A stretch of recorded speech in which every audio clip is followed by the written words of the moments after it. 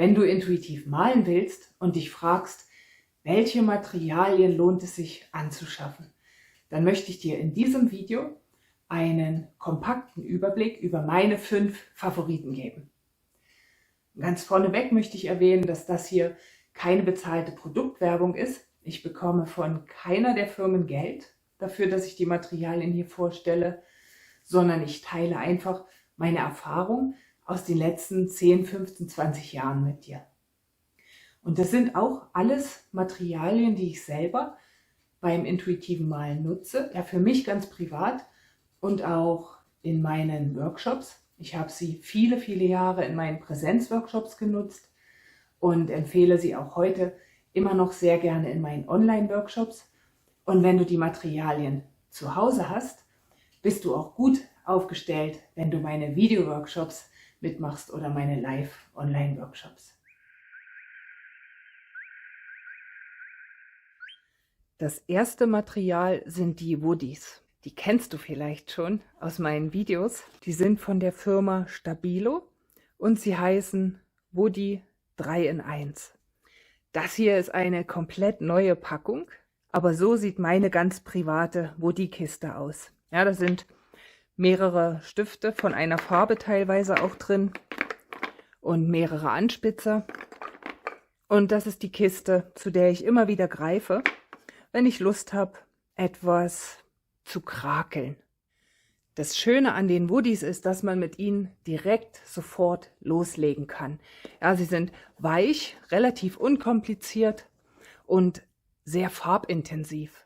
Sie sind total gut geeignet für spontanes Arbeiten, ja, fürs Krakeln. Ich habe auch einmal eine Video-Workshop-Reihe gemacht über das heilsame Krakeln. Da arbeite ich nur mit diesen Woodies. Die sind super fürs innere Kind geeignet. Und ich arbeite gerade hier auf Aquarellpapier. Ja, das ist natürlich von Vorteil, wenn wir die Woodies auch mit Wasser verwenden wollen. Also das Schöne an diesen Stiften ist, sie sind auch wasservermalbar. Ich kann die Farbe, die ich jetzt aufs Papier gebracht habe, auflösen auf dem Papier und somit fast wie mit Aquarell arbeiten. Ich kann auch die Stifte direkt ins Wasser tauchen. Das hast du wahrscheinlich auch schon in dem einen oder anderen Video von mir gesehen.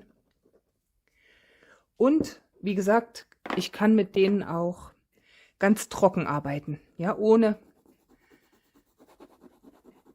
dass ich mit Wasser reingehe. Wenn ich mit den Woodies trocken arbeite auf Aquarellpapier, dann sind hier viele von diesen Strukturen zu sehen. Ja, dann gibt es weiße Zwischenräume in den Linien. Wenn dich das nicht stört, kannst du gerne auf Aquarellpapier arbeiten. Wenn du das aber vermeiden möchtest, dann empfehle ich dir, ganz glattes Papier zu nehmen. Ja, hier habe ich zum Beispiel einen sehr glatten Zeichenkarton. Und wenn ich darauf jetzt zeichne, ja, trocken arbeite mit den Woodies, dann ist kaum Struktur zu sehen. Die einzige Struktur, die hier zu sehen ist, ist die von der Tischplatte. Und wenn ich einfach so drauf loskrakeln will, ja, dann ist das ein super Arbeitsmaterial. Und ich kann auch die Farben, wenn das Papier glatt genug ist, im Nachhinein noch miteinander verreiben. Weil die Stifte sehr wachsig sind, ja, sehr fettig. Und das macht es möglich, dass ich sie auf dem Papier verteilen kann, ja, so wie Wachsstifte. Und da können auch wunderschöne Möglichkeiten entstehen. Die Woodies sind super geeignet für flinke, wilde, spontane Krakelmahlzeiten, ja, fürs innere Kind, fürs Austoben, für einfach loslegen.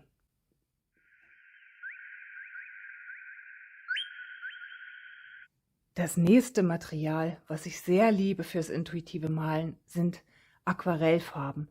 Und zwar flüssige, also Aquarelltuschen, zum Beispiel von der Firma Pebeo. Ja, das sind die Colorex Aquarelltuschen.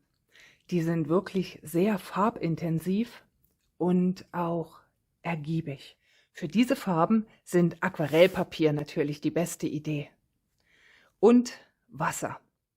Dadurch, dass die Farben flüssig sind, können wir wunderbar mit der Nass-in-Nass-Technik arbeiten. Für diese Farben sind Pipetten eine super Idee. Ja, hier sind die direkt mit im Fläschchen, ja, im Deckel. Und da nehmen wir einfach ein bisschen in die Pipette auf und lassen sie aufs Papier fallen. Und da sehen wir schon, es geschieht praktisch von alleine. Und das ist wunderbar zum Fließen lassen, zum Loslassen, für den Einstieg in den Malprozess, wo wir nichts tun, sondern eher beobachten und dabei sitzen und staunen. Hier ist es gut, verschiedene Papiere auszuprobieren. Ja, meine Erfahrung ist, dass jeder so seine Lieblingspapiere findet mit der Zeit.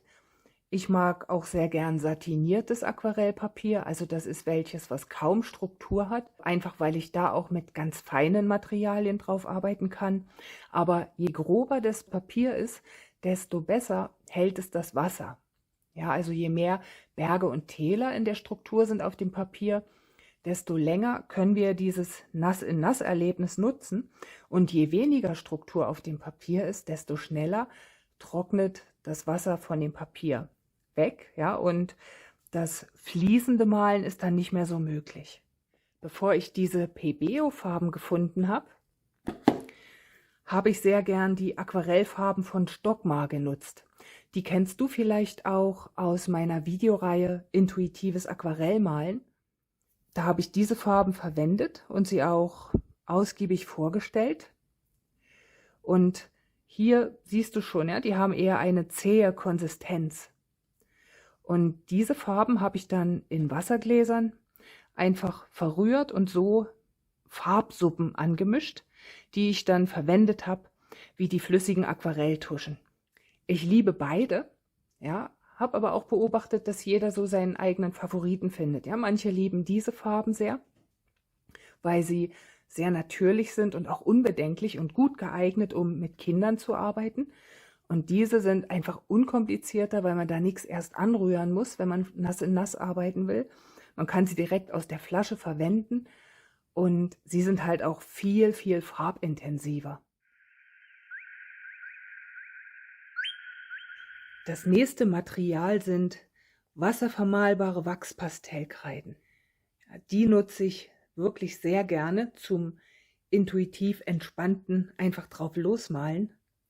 Und die finde ich super, weil sie dazu geeignet sind, trocken damit zu arbeiten und ich kann sie anschließend auch mit Wasser vermalen, ebenso wie die Woodies. Und im Zuge dessen will ich auch gleich noch die Aquarellstifte erwähnen. Ja, denn nicht jeder mag Kreiden. Ja, manche Menschen mögen eher ein feineres Material und hier sind Aquarellstifte eine super Idee. Ich habe hier so eine richtig schöne Farbauswahl, ja. Hier seht ihr schon, welche Farben ich besonders gerne nutze. Dadurch, dass diese Materialien wasservermalbar sind, arbeite ich am liebsten auf Aquarellpapier mit ihnen. Wie gesagt, sie lassen sich trocken auftragen und anschließend mit Wasser vermahlen. Ebenso wie die Woodies. Allerdings gibt es hier bei diesen wasservermalbaren Kreiden viel mehr Farbtöne. Und ein wesentlicher Vorteil ist auch, dass wir die Kreiden zerbrechen können, ja, sodass wir kleine Stücke haben. Und diese können wir dann auch nutzen, um mit der breiten Seite zu arbeiten. Also wir können sie praktisch über das Papier rollen lassen und auf diese Weise nochmal ganz anders damit umgehen. Oder auch trocken, ja, können wir sie auf diese Weise verwenden. So können wir Farben auch auf dem Papier mischen im trockenen Zustand und diese dann anschließend mit Wasser vermengen. Ja, das können wir auch ganz in Ruhe und mit Geduld und Beharrlichkeit machen, bis die Strukturen immer mehr verschwinden, ja, bis die Kreidestrukturen von dem Papier gut verteilt sind. Es geht nicht immer ganz weg, aber ich denke, wenn wir dranbleiben, ja, dann können wir sie gut auflösen. Also das ist ein Vorteil dieser Kreiden, ja, gegenüber den Woodies. weil wir wirklich mit der breiten Seite arbeiten können, auch flächiger und weil es mehr Farben davon gibt. Aber dafür sind die Woodies einfach unkaputtbar und sehr gut fürs wilde Arbeiten geeignet, ja, wo diese Kreiden hier doch auch relativ schnell zerbrechen. Und wenn du eher ein Freund des feinen Strichs bist, ja, dann sind die Aquarellstifte eine super Idee. Die kannst du auch ins Wasser tauchen und so gleich nass auch auf einen nassen Untergrund hin drauf gehen. Ja, so kannst du dafür sorgen, dass die Farben sich gut miteinander vermengen, sofort, ja. Oder du arbeitest halt trocken mit denen, kannst Linien aufs Papier bringen und diese dann im Nachhinein noch mit Wasser bearbeiten. Ja, da können auch sehr, sehr schöne Effekte entstehen. Was auch sehr schön ist, ist, wenn wir die flüssigen Aquarellfarben zuerst aufs Papier bringen und dann die Kreiden oder Aquarellstifte dazu nehmen, ja, um Details hinzuzufügen. Auf diese Weise ist ein sehr träumerisches Arbeiten möglich. Also wenn ich in einer sehr verträumten Stimmung bin, in einer sehr zarten, sehr empfindsamen Stimmung, nutze ich wirklich gerne diese Materialkombi.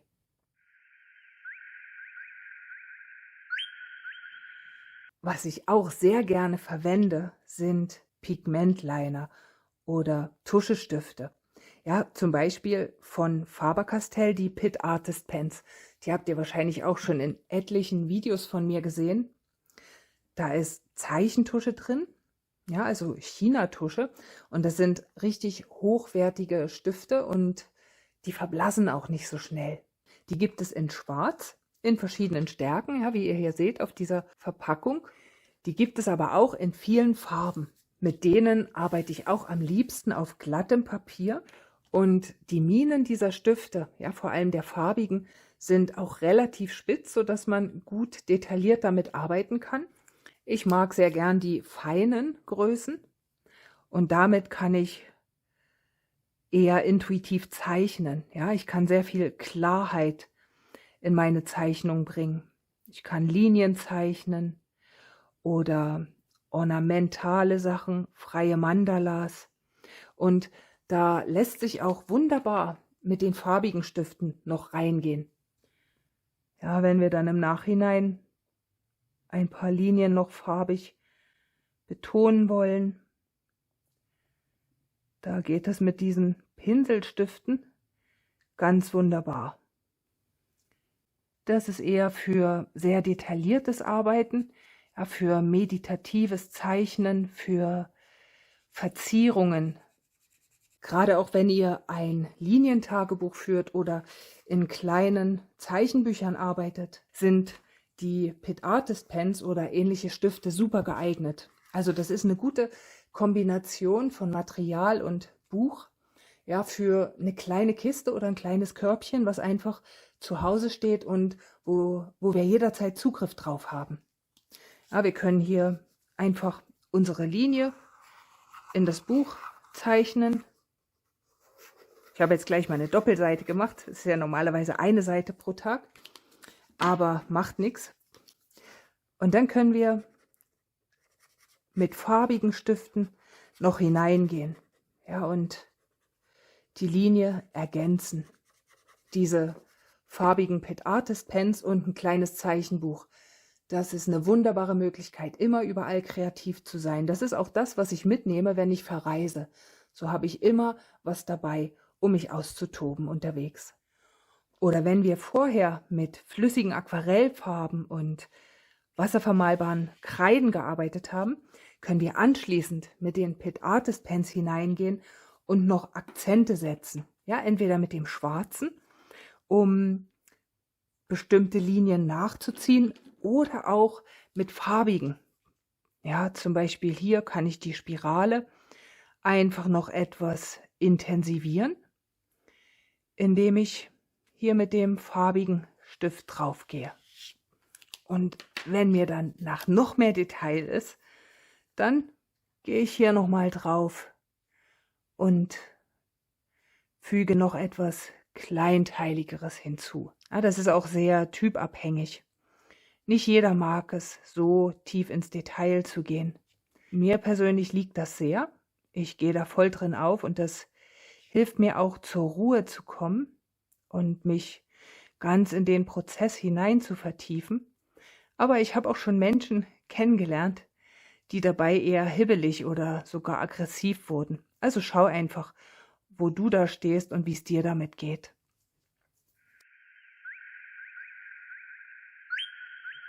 Manchmal habe ich dann das Gefühl, dass in einem Bild noch etwas Licht fehlt oder etwas Magie, ja, so ein besonderer Akzent oder eine kleine Veredelung hier und da. Dafür ist das Gold eine gute Idee.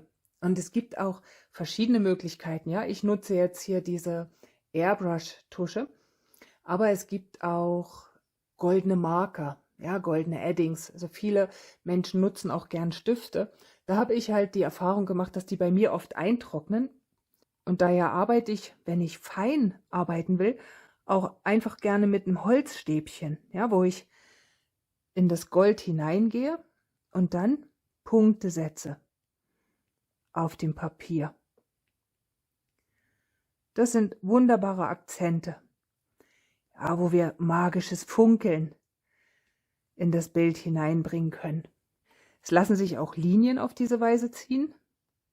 Da muss man dann einfach relativ zeitnah die Farbe wieder nachladen, aber das macht ja auch nichts. So lässt sich auch wunderbar geäst zeichnen. Ja, einfach durch das Verteilen der Farbe auf dem Papier mit dem Holzstäbchen. Das Gold bringt dann immer noch mal eine ganz besondere Überraschung mit in das Bild. Ich hoffe, mit diesem Video konnte ich dir einen guten Überblick geben über das, was ich seit vielen Jahren immer wieder gerne nutze. Mich interessiert jetzt, was dich davon am meisten angesprochen hat. Ja, ob es Sachen gibt, die du schon lange kennst und selber auch gerne nutzt oder ob etwas ganz neu für dich war, was du jetzt unbedingt mal ausprobieren willst für dich. Ich freue mich, wenn du das mit mir teilst. Und vielleicht sehen wir uns ja in dem einen oder anderen Workshop von mir oder in dem einen oder anderen Video. Ich wünsche dir jedenfalls von Herzen viel Freude beim Kreativsein und auf deinem weiteren Weg.